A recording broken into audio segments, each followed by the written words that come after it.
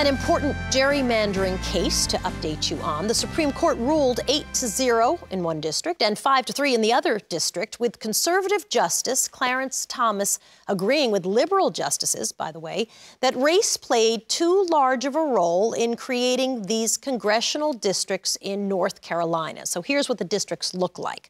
District 1, it's been described as resembling an octopus, and District 12 has been described as looking serpentine.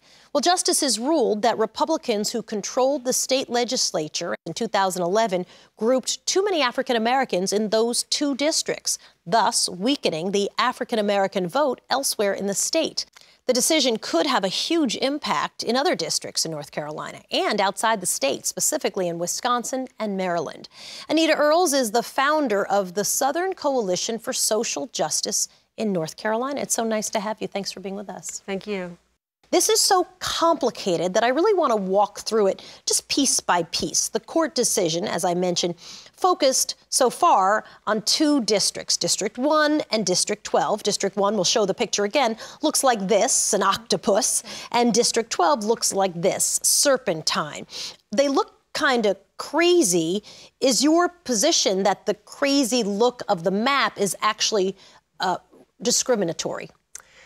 I think our position has all along been assigning voters to a district based on their race when there's no need to is what is the harm, is what is discriminatory. Part of what you had to do before the Supreme Court was prove intent, that black voters were packed into a district, so they might be overwhelmingly in that district, but drawn out of the other districts. How hard is it to prove intent? Well, in this case, the state essentially conceded that District 1 was drawn on the basis of race. They said the Voting Rights Act made us do it.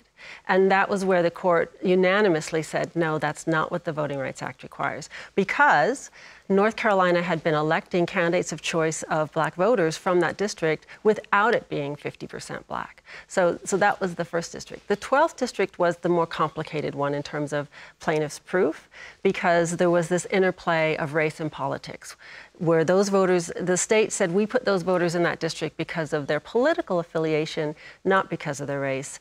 And that's where it was a little harder to prove the racial intent. Is it not unconstitutional? Is it legal to group people, even in a crazy drafting way, by politics, but not by race?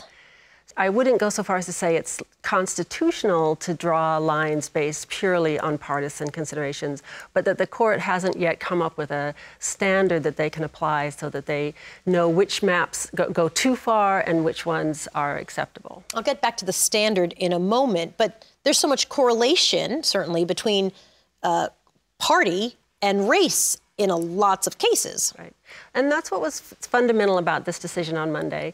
The Supreme Court made clear that if you're using race, even if ultimately it's for a partisan outcome, you're grouping voters based on the race because of how they vote, that's still unconstitutional. What are the requirements of the Voting Rights Act, and how has that made this even more complicated?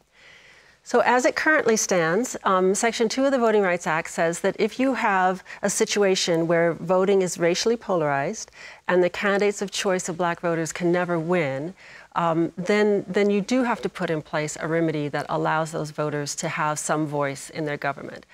You feel this will have an impact in other states, like Wisconsin, which is going to be a very big case, certainly. Right. And also Maryland, where it seems that it's flipped. The Democrats now are the ones where some are saying, they're a bit of the problem in the creation of the maps. I think the impact is that the Supreme Court has now made clear how you prove when race is the predominant factor, and that kind of sets the stage for them grappling with this issue. Well, what about politics? How do we decide when political considerations have gone too far in the redistricting process? And even though our state is pretty evenly divided, 50-50 in terms of Democrat-Republican voters, they've drawn a map now that sends a delegation to Congress that doesn't represent the political views of the people in the state. So the stage is now set for the Supreme Court to grapple with partisan gerrymandering. Anita Earls, it's so nice to have you. Thank you for being with us. Appreciate it. Thank you.